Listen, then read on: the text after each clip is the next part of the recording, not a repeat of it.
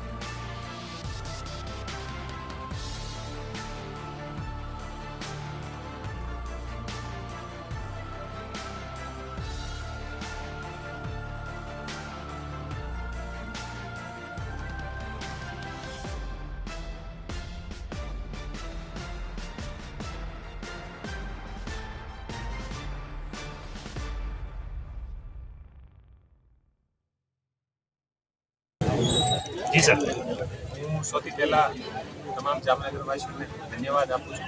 3.5 વર્ષનો મારો જે જામનગરના પોલીસ કાર્યકાલ હતો એ કાર્યકાલ પૂરો કરીને અને અમે આજે અહીંયાથી જામનગરથી છૂટા થઈને હવે એજી પોલીસ અધિક્ષક સુરેન્દ્રનગર જોઈન કરીશું.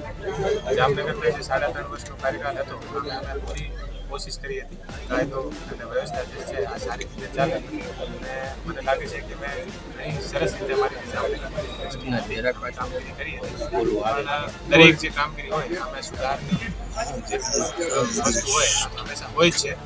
અને જામનગરની જે લોકો તરફથી અમને જે સહયોગ મળ્યો હતો બહુ સારો સહયોગ અમને જામનગરના લોકો તરફથી હંમેશા અમને મળ્યો અને આના કારણે અમે સારી રીતે જે ફિનિશિંગ છે આ કરી શક્યા હતા.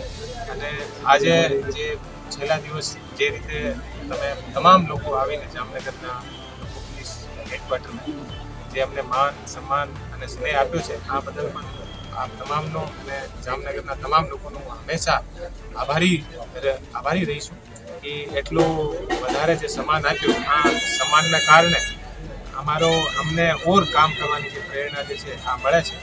અને જે સરસ રીતે પોલીસ હેડક્વાર્ટરમાં પોલીસ દ્વારા જે કામગીરી પર્યાવરણને લઈને અને બીજી વસ્તુ લઈને જે કરવામાં આવી છે કોશિશ કરીશું આ કામગીરી આગળ વધારે બમણા જે જોશ અને ઉત્સાહ સાથે આગળ વધું.